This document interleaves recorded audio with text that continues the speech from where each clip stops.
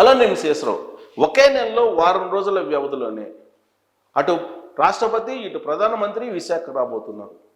అది విశాఖ బ్రాండ్ని మరింత ఎలివేట్ చేయబోతుంది. ఇప్పటికే ఆంధ్రప్రదేశ్ బ్రాండ్ అనేది చంద్రబాబు గారి రూపంలో పెరిగింది అని చెప్పి తెలుగుదేశం పార్టీ కూటమి ప్రభుత్వం భావిస్తూ ఉంది.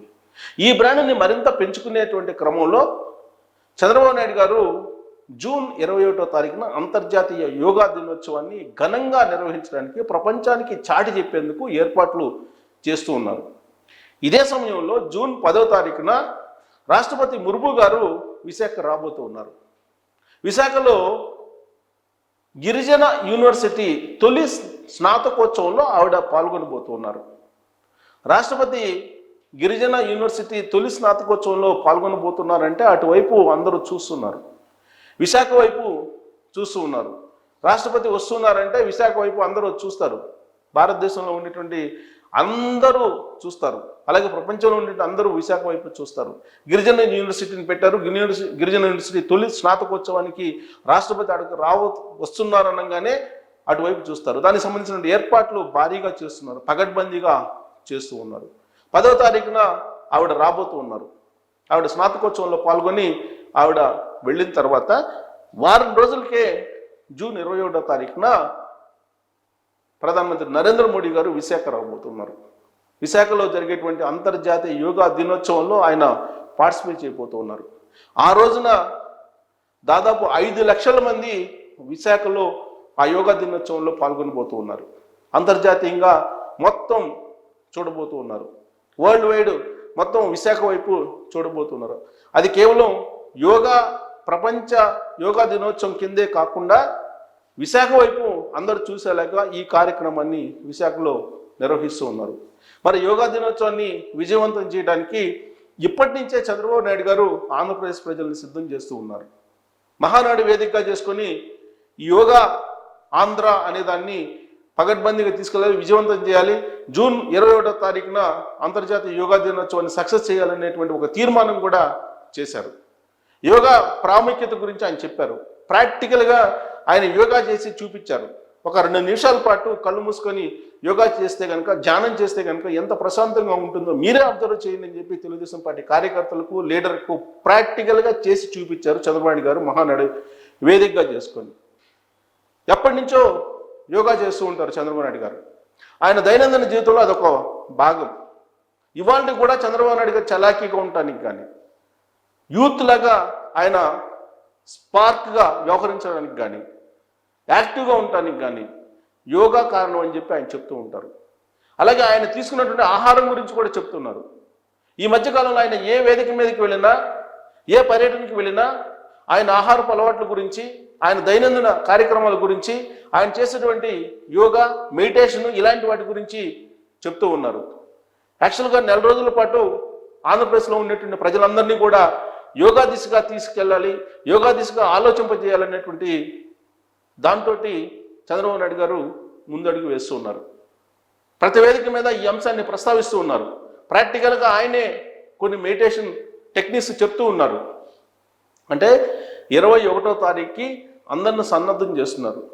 రాష్ట్రంలో ఉండేటువంటి 2 కోట్ల మందిని దీంట్లో ఇన్వాల్వ్ చేయాలనేటువంటి లక్ష్యంగా పెట్టుకున్నారు. డైరెక్ట్గా, ఇండైరెక్ట్గా ఇంకా ఆ సంఖ్య పెరగాలి అనేటువంటి ఉద్దేశంతో ఆయన ఈ కార్యక్రమాన్ని భారీగా నిర్వహించడానికి సిద్ధమయ్యారు. విశాఖపట్నంలో 5 లక్షల మంది ఒకేసారి యోగా చేయబోతున్నారు. నరేంద్ర మోడీ గారు దాంట్లో పార్టిసిపేట్ చేయబోతున్నారు. ప్రపంచవ్యాప్తంగా అందరూ విశాఖ వైపు చూడబోతున్నారు. గత నెలలో అమరావతి పునర్నిర్మాణ కార్యక్రమానికి నరేంద్ర మోడీ గారిని తీసుకొచ్చారు. ఆ రోజున పునర్నిర్మాణ కార్యక్రమానికి నరేంద్ర మోడీ గారు వచ్చిన సందర్భంగా ప్రత్యర్థి పార్టీలు మళ్ళీ ప్రారంభోత్సవం అని చెప్పి ఒక రకంగా గేలి చేస్తూ మాట్లాడారు, వ్యంగ్యంగా మాట్లాడారు. కానీ చంద్రబాబు నాయుడు గారి యొక్క ఆలోచన, ఒక్కసారి ప్రధానమంత్రి నరేంద్ర మోడీ గారు పునర్నిర్మాణ కార్యక్రమానికి వచ్చారు అని అంటే ప్రపంచ దేశాలన్నీ ఇటు చూస్తాయి, భారతదేశం అంతా ఇటు చూస్తుంది, అమరావతి బ్రాండ్ పెరుగుతుంది అనేటువంటి ఉద్దేశం ఆయనది. ఇప్పటికే ఆంధ్రప్రదేశ్కు పారిశ్రామికవేత్తలు రావడానికి కొన్ని సందేహాలను వ్యక్తం చేస్తూ ఉన్నారు. అక్కడ ఉన్నటువంటి రాజకీయ పరిస్థితులు అనుకూలంగా లేవు అనేటువంటి విషయాన్ని ప్రస్తావిస్తూ ఉన్నారు. వీటన్నిటికీ సమాధానంగా అమరావతి పునర్నిర్మాణ కార్యక్రమాన్ని ఘనంగా నిర్వహించాలనేటువంటి ఉద్దేశంతో ఆయన పునర్నిర్మాణ కార్యక్రమానికి శంకుస్థాపనకు ప్రారంభోత్సవాలకు ప్రధానమంత్రి నరేంద్ర మోడీ గారిని ఆహ్వానించారు. ఆయన అనుకున్నది సాధించారు. ఆయన అనుకున్న విధంగా ఆ కార్యక్రమాన్ని నిర్వహించారు, సక్సెస్ అయ్యారు. అందుకే ప్రపంచ దేశాల్లో ఉండేటువంటి ఇండస్ట్రీస్టులు కానీ, పారిశ్రామికవేత్తలు కానీ, వాణిజ్యవేత్తలు కానీ, భారతదేశంలో ఉండేటువంటి వాళ్ళు కానీ అమరావతి వైపు చూశారు. అమరావతిలో ఏదో జరుగుతుంది, అమరావతిలో ఏదో అభివృద్ధి కార్యక్రమాలు వేగవంతం అయ్యాయి అనేటువంటి ఒక చర్చ మొదలైంది. దానికి తగిన విధంగానే చంద్రబాబు నాయుడు గారు ఏడీబీ బ్యాంక్ నుంచి, ప్రపంచ బ్యాంక్ నుంచి, కేంద్ర ప్రభుత్వం నుంచి సుమారుగా 60,000 కోట్ల రూపాయలు విలువైన పనులకి అక్కడ శ్రీకారం చుట్టి అక్కడ పనులు జరిగేలా చర్యలు తీసుకున్నారు. ప్రస్తుతం అమరావతి నిర్మాణం శరవేగంగా జరుగుతుంది. ఇంకొక వైపు పోలవరం, దాని నిర్మాణం 2027కి పూర్తి చేయాలని చెప్పి అనుకుంటున్నారు. 2047 విజన్ సాకారం కావాలంటే మళ్ళీ తెలుగుదేశం పార్టీ రావాలి. తెలుగుదేశం పార్టీ ఉన్నంత వరకు ఇంటరప్షన్ లేకుండా అధికారంలో ఉంటేనే 2047 సాధ్యం అని చెప్పి మహానాడు వేదికగా చేసుకొని క్యాడర్కి, అలాగే లీడర్లకి, ప్రజలకి ఒక దిశానిర్దేశం ఇవ్వడం జరిగింది. ఇదంతా చంద్రబాబు నాయుడు గారు చేస్తున్నటువంటి ప్రయత్నం ఎందుకు అని అంటే ఆంధ్రప్రదేశ్ బ్రాండ్ని పెంచుకునేదానికి. ఇప్పుడు అంతర్జాతీయ యోగా దినోత్సవాన్ని కూడా ఆంధ్రప్రదేశ్ బ్రాండ్ని పెంచడానికి మాత్రమే ఈ కార్యక్రమాన్ని నిర్వహిస్తూ ఉన్నారు. దీనికి కొన్ని కోట్ల రూపాయలు ఖర్చు అవుతుంది, కానీ బ్రాండ్ వాల్యూ అనేది మనం క్యాలిక్యులేట్ చేయలేం.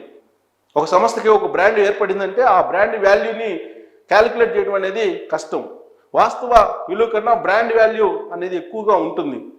మనం చూస్తున్నాం చాలా సందర్భాల్లో మార్కెట్కి వెళ్ళినప్పుడు బ్రాండ్ కొనుగోలు చేస్తాం. బ్రాండ్ వస్తువులు కొనుగోలు చేయాలంటే దాని వాల్యూ ఎక్కువ ఉంటుంది.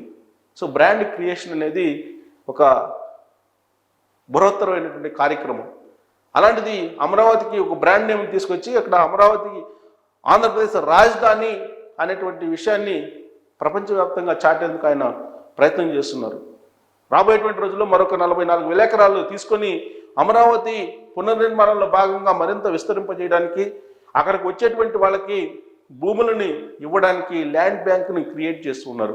దానికి అక్కడ ఉన్నటువంటి రైతులు కూడా సహకారం అందిస్తామని చెప్పి ముందుకు వచ్చారు. తొలి రోజుల్లో కొంత వ్యతిరేకించినప్పటికీ చంద్రబాబు నాయుడు గారి మీద ఉన్నటువంటి నమ్మకంతో ముందుకు వచ్చి భూములు ఇవ్వడానికి కూడా సిద్ధపడుతున్నారు. ఇదంతా కూడా ఒక పాజిటివ్ వేవ్ తీసుకురావడానికి. చంద్రబాబు నాయుడు గారు మారారంటే మారారు.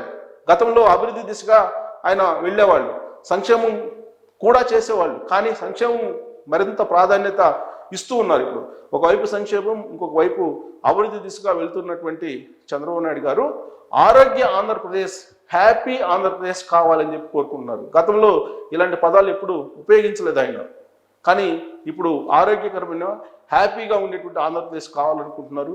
ఆ దిశగా బ్రాండ్ బిల్డ్ చేయడానికి ఆంధ్రప్రదేశ్కి ప్రయత్నం చేస్తున్నారు. ఆ ప్రయత్నంలో భాగంగానే ముర్ము గారిని ఆంధ్రప్రదేశ్కి తీసుకొచ్చిన, ప్రధానమంత్రి నరేంద్ర మోడీ గారిని ఆంధ్రప్రదేశ్కి తీసుకొచ్చిన ఆయన ఆలోచన ఆంధ్రప్రదేశ్ బ్రాండ్ని పెంచడమే. మరి వీళ్ళిద్దరు వచ్చినందువల్ల ఆంధ్రప్రదేశ్ బ్రాండ్ అమాంతం పెరుగుతుందా అనే దాని మీద మీరు కామెంట్ చేయొచ్చు. Thank you.